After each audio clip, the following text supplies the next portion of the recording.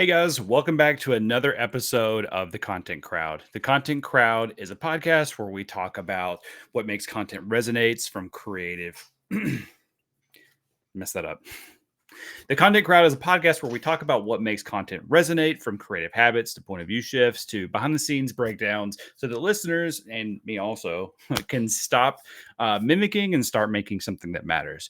I want to start off by mentioning that this podcast is sponsored by Scrappy ABM. Scrappy ABM helps you build repeatable account based marketing plays and teaches you how to own them so that you can bring ABM in house when you are ready. Today's episode, we're going to be talking about the messy middle. I know that typically the messy middle is more of like a sales conversation or a sales term. But I want to talk about the messy middle when it comes to content creation. So, you know, like those viral videos where somebody is like, I made, X amount of money in my first year in business, or I paid off my house by writing on LinkedIn, or I hit 100,000 followers in 3 months. Like those are cool, but that's sort of the end. And that's not what people need to see right away, at least not right now. They don't need to see that. They need to see the part that came before it, the part with the doubts, the stuckness, the cringe content, the 2 likes or the no likes. That's the messy middle. And the reason it's kind of important to show that is because, well, first of all, after the result, like the before and after, the after part of it is extremely important because it gives proof. But if you're only showing that, if you're only showing yourself at the top of a mountain, people are going to assume that you were helicoptered up there, right? But you've got to show the climb. You've got to show the middle. And what's kind of meta about this is that this podcast you're listening to right now, it's the messy middle. It is my messy middle. And if you join live, then if you join live on Thursdays, then you kind of know that is something that I'm actively building in front of you guys. I'm using a webcam. I have like kind of a nice mic and a little bit of lighting, but I'm just, I'm in my bedroom, in my office. And yeah, I'm just interviewing people and it's very lo-fi and it's just in the middle of me building something bigger. I don't have it all figured out. There's not like a polished brand strategy and a viral content calendar and like all these other things and huge download numbers, but it's something that I'm showing up and doing every week. This will be the 16th week, I believe, that I've shown up. And you know what? That's 16 podcast episodes that I've been on. Before I was really working hard to try to be on other podcasts and maybe you could land, 3 or 4 a year or something like that. But I'd started a podcast and now I've, at the end of the year, I've had 52 conversations and been on 52 podcasts. Like that's pretty cool. So sometimes just building something yourself and showing people, how to do it as you're learning is the content that people actually really want to see. So yeah, this is me in the middle. This is me doing the thing, recording, iterating, testing what sticks. And that's exactly what I want to talk about is like why the messy middle and not the polished after is actually the content that people want to see.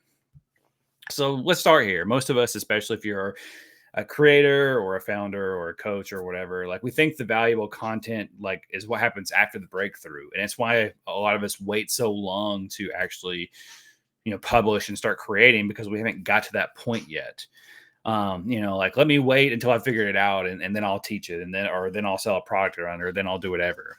What it does is it keeps you stuck in this like invisible holding pattern, constantly consuming and scrolling and second guessing instead of creating yourself. And never actually sharing what you're going through because it feels like it's not ready yet. But here's the hard truth. If you only share, the after, a lot of people are not going to believe you or it's not as valuable because they didn't see the impact and the struggle and the things that you went through. It's kind of like a weight loss journey. Like it's nice seeing the before and after on the P90X commercials, if is P90X still a thing, but it's nice seeing the before and after on the P90X stuff. But like, there's a reason that following somebody's health journey on Instagram is so much more powerful than the before and after in the P90X commercials. So when somebody shows up online, like, hey, here's how I scale to, 10K months or 20K months or whatever, or here's how I grew to 10K followers in 30 days. Like, you might save it and you might be kind of like impressed, but like, you also maybe don't trust it. Like, there's always like this industry plant kind of thought. And it's because there's a lack of relatability there. Um, people don't see how you got there. They didn't witness the stuck phase. They didn't witness the awkward, imperfect phase, and the no one watched this, and I still posted and I still kept posting. But that's the part that your audience needs because they're still in it or they're about to get started, and that's where they're going to be. Like the relatability is such an important part of growing an audience and growing a community because they need to see what it's like to go through that and that you understand the struggles. I think one of the things that's also important to note is that for those of you who are looking at content and looking at other content creators for inspiration, you may be looking at the wrong part of their journey if you're only focusing on the after part, or if somebody doesn't share their middle. So you as a content consumer sees, a YouTube channel that's gotten really big, or a LinkedIn influencer or whatever, and you're trying to emulate what they're doing now, but they're in a completely different phase. Like, you're so far behind them. Like, if you're emulating what they're doing at their peak, you're not going to be able to mimic that. Like, if you're if you're a if you want to be a YouTuber, or you want to be a content creation, or if you want to be a YouTuber or a content creator and you're looking at like Mr. Beast videos for inspiration, you're not going to be able to do that. You're not going to be able to emulate that. You need to go back and look at him. You need to go back and look at him, when he was filling up his backyard pool with like Orbeez. That's the kind of stuff that on a scale that you can do. So I just want to kind of throw that out there as like a side note for people who are looking at that, stage, and trying to emulate somebody or trying to figure out how to get there. So, and like I said, this podcast is my messy middle. It doesn't mean you need to start a podcast to do that. You can start, you can write, you can show, you can explain your thought process when writing, or your thought process when coming up with a new offer, and how many offers didn't work, or how many how many what's it called, how many proposals that you sent out before you finally got a yes on something, and figured out what it worked. The biggest thing is showing people how you create a process. I think that's another important thing, is like the proof of like a process and building something that is repeatable, and showing that your success is possible and you can recreate that in somebody else. But you have to show your work. It's like doing your homework. You have to show your work. What's really interesting is right before I hopped on to record this, I was just, thinking about this episode, and I was scrolling through Instagram, and somebody had posted a post about their museum of failures. And it was really interesting read. And especially right before this podcast episode, because part of the messy middle is this museum of failures. They talked about, their all their failed business ventures, and how they found something that stuck, and how they overcame that, and the sort of the mindset shifts, and the just the business shifts that they made to do that. And so, like, that's why it matters. The messy middle, all those failures, the struggle builds trust, it builds relatability, and tells your audience that you're not above them, you're learning with them, or you have been where they are, and you've showed them along the way how you've learned and how you overcame that. Like, you're right beside them and you're figuring it out with them together. It gives them something to root for, and like something to relate to, and something that they can actually strive to be. And it's not miles ahead of them, it's just a few steps ahead of them.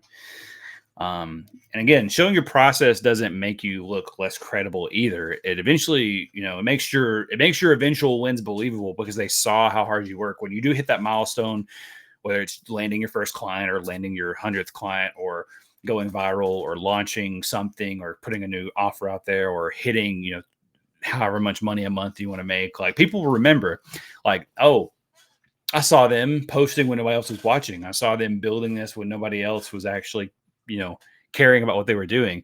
I saw them change their mind, restart, get back up, do it again. And that's what makes the outcome earned. And that's what makes you worth listening to.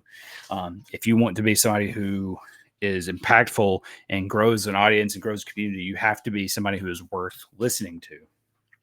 So I want to give you sort of like a practical shift to help you with this.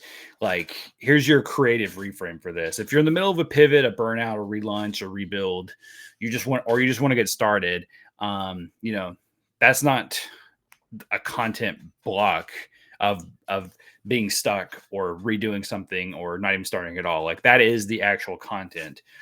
Not in a forced way of like breaking down everything, but in an honest grounding, this is what I'm learning as I go kind of way, because someone is where you were 3 steps ago. And if you can help them, take one step further with you by showing them what you did to get 3 steps ahead, then you're doing your job. You're creating content that is valuable and that people actually want to know about and engage with. So you have to think that somebody is, a few steps behind you. And by you showing them how you're going to take your next step, it gives them guidance on how they can take their next step.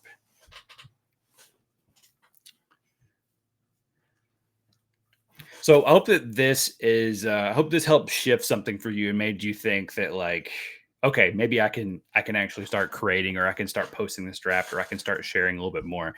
The goal in each one of these episodes is to encourage somebody to start creating content, or start creating new content, or again, just starting over from scratch, or just starting at all is the biggest goal. So if you're kind of one of those people who is waiting to hit a certain milestone or get to a certain point before you start creating content, let this be your sign that you should just create it. You should just go out there and show what you're currently working on and build it while you are, build the plane while you're flying it.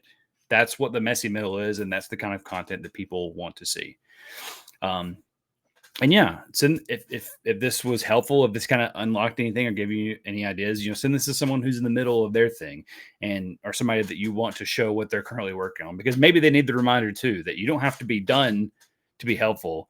You just have to be honest. You just have to be willing to show what you're doing and help somebody else get one step further. But yeah, that'll be it for this week, guys. Hope you guys enjoy the shorter episode. But I will talk at you next week. Have a great week.